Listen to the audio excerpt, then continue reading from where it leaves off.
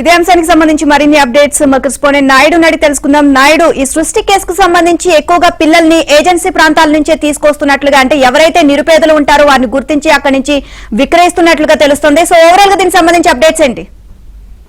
ఇప్పుడు ఎవరైతే నవజాత శిశువులు ఉన్నారో వీళ్ళందరినీ కూడా ముందుగానే గుర్తించి ట్రాప్ చేసి ఎక్కువ శాతం ఏజెన్సీ ప్రాంతం నుంచి తీసుకొచ్చినట్టు మనకు తెలుస్తుంది. సృష్టి కేసులో ఒక్కొక్కటిగా ఒక్కొక్క అంశం వెలుగులోకి వస్తున్నాయి. దీనికి సంబంధించినంత వరకు కూడా కొన్ని రోజుల క్రితమే విద్యులతని అరెస్ట్ చేయడంతో ఈ విషయం వెలుగులోకి వచ్చింది. సో దీనికి సంబంధించి విశాఖపట్నంలో 3 డాక్టర్లని ఎవరైతే రవికుమార్, వాడపల్లి రవికుమార్ ఉన్నారు, ప్రస్తుతం ఎమ్మెల్యేగా ఉన్నటువంటి వాజపల్లి ఎమ్మెల్యే సోదరుడు.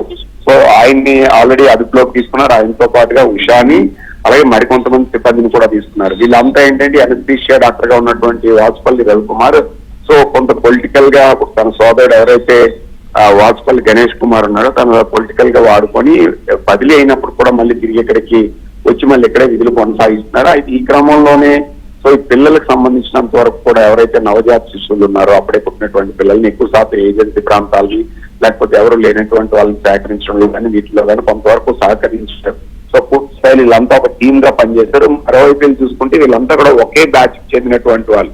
సో ఈ ఒక బ్యాచ్ కి చెందిన వీళ్ళందరూ కూడా ఎవరైతే పిల్లలు లేని వాళ్ళు ఉంటారో ఈ ఐవీఎఫ్ ద్వారా సో చేరిన వాళ్ళకి అప్పుడే పుట్టినటువంటి పిల్లలు కావచ్చు, లేకపోతే గర్భిణీలు ఉన్నటువంటి వాళ్ళు కానీ, అనాథులు కానీ, ఎవరు లేనటువంటి వాళ్ళని కానీ, సో కొంతమంది ఆర్థిక అవసరాలు ఉన్నటువంటి వాళ్ళు వీళ్ళందరినీ కూడా గుర్తించడంలో ఒక టీం ద్వారా గుర్తించి సో వీళ్ళు ఆపరేట్ చేశారనేది ప్రధానంగా వాళ్ళకి వచ్చినటువంటి ఆరోపణలు. ఈ నేపథ్యంలోనే 3 రోజుల క్రితం విశాఖపట్నం వచ్చి అక్కడి నుంచి ఏదైతే హైదరాబాద్ లో కేసు నమోదైన నేపథ్యంలో అక్కడి నుంచి వచ్చి టీం వీళ్ళందరినీ కూడా అరెస్ట్ చేసి తీసుకువెళ్ళినటువంటి పరిస్థితి. సో మరోవైపు అసలు ఎక్కడెక్కడి నుంచి పిల్లలు తీసుకొచ్చారు, ఎవరెవరు ఉన్నారు, ఈ వీటిపైన కూడా పూర్తి స్థాయిలో పూర్తిలు అవుతున్నారు. సుమారుగా ఒక 30 నుంచి 40 మంది వరకు పిల్లల్ని సేకరించారని ప్రధానంగా తెలుస్తుంది. ఈ సంఖ్య ఇంకా పెరిగేటువంటి అవకాశం అయితే ఉందనేది మనకి ప్రధానంగా తెలుస్తున్నటువంటి పరిస్థితి అయితే కనిపిస్తుంది. లింకులు పెరిగే కొద్ది కూడా సో ఒక్కొక్కరుగా ఈ శిశువులను సేకరించడంలో కానీ లేకపోతే హ్యూమన్ ట్రాఫికింగ్ కింద వీళ్ళ మీద కేసు నమోదు చేసి ప్రస్తుతం అయితే విచారణ కొనసాగుతుంది. అండ్ అంతేకాకుండా నాయుడు, ఇందులో దీనికి సంబంధించి వైసీపీకి చెందిన ఎవరైతే డాక్టర్ ఉన్నారో అతను వైసీపీకి చెందిన వ్యక్తి అని చెప్పేసి చెప్తున్నారు. సో దీన్ని ఇన్ఫ్లుయెన్స్ గా తీసుకొని కేసును నీరుగార్చే అవకాశాలు ఉన్నాయి అని ఆరోపణలు కూడా వినిపిస్తున్నాయి. సో దీనికి సంబంధించి మీరేం చెప్తారు? అంటే ఇందులో వాజపల్లి గణేష్ కుమార్ మాజీ ఎమ్మెల్యే. సో ప్రస్తుతం ఆయన వైసీపీలో ఉన్నాడు. గతంలో కూడా వీళ్ళు పూర్తి స్థాయిలో ఈ వ్యవహారాలు చేయడానికి కానీ దీనికి కానీ ఆయన నుంచి కూడా కొంతవరకు సహకారాలు ఉన్నాయని చెప్పి ప్రస్తుతం మనకు అందుతున్నటువంటి సమాచారం ప్రకారం తెలుస్తుంది. అందువల్లనే పొలిటికల్ ఇన్ఫ్లుయెన్స్ వాడే సో ఆయన కావాల్సినటువంటి పనులు కానీ చేసుకున్నారనేది ప్రధానంగా రవి మీద ఉన్నటువంటి ఆరోపణలు. అయితే ఇవన్నీ కూడా విచారణ ప్రస్తుతం కొనసాగుతుంది కాబట్టి విచారణ అయిన తర్వాత వివరాలు బయటకు వచ్చేటువంటి అవకాశం ఉంది. సో ఇందులో ఏంటంటే ఇప్పుడు వాజపల్లి గణేష్ కుమార్ అదే నియోజకవర్గం, సో గతంలో ఎమ్మెల్యే చేసేటప్పుడు అదే నియోజకవర్గంలో ఉన్నారు, అదే ప్రాంతంలో ఉన్నారు. సో కాబట్టి ఖచ్చితంగా దీని వెనక అంటే ఈ ట్రాఫికింగ్ దీనికి సంబంధించినంత వరకు కూడా ఒకవేళ ఆయనతో ఉన్న సంబంధాలు ఉన్నాయనే యాంగిల్లో కూడా ప్రస్తుతం అయితే పోలీసులు విచారణ కొనసాగిస్తున్నటువంటి పరిస్థితి. సో ఖచ్చితంగా పూర్తి విచారణ, ఎందుకంటే దీంట్లో రోజు రోజు కొత్త విషయాలు వెలుగులోకి వస్తున్న నేపథ్యంలో సో ఎవరితోనైనా సంబంధాలు ఉండడానికి ఆస్కారం లేకపోలేదు.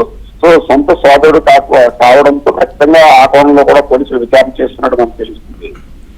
నాయుడు, అంతేకాకుండా ఏజెన్సీ ప్రాంతాల నుంచే 80% వరకు పిల్లల్ని తీసుకొచ్చారు అని చెప్పేసి వినిపిస్తుంది. దీనికి సంబంధించి పోలీసులు కూడా విచారణ అయితే మొదలు పెట్టారు. అక్కడ ఎవరెవరి దగ్గర తీసుకున్నారు ఏంటి అనేది ఏమైనా విషయాలు తెలిసాయా?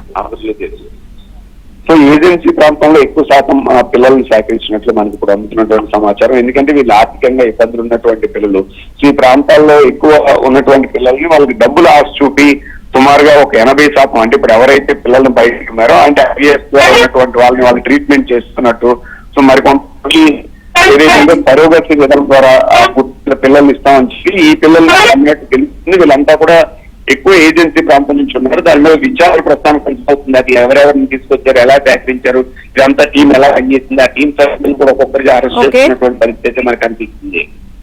Right, thank you Naidu.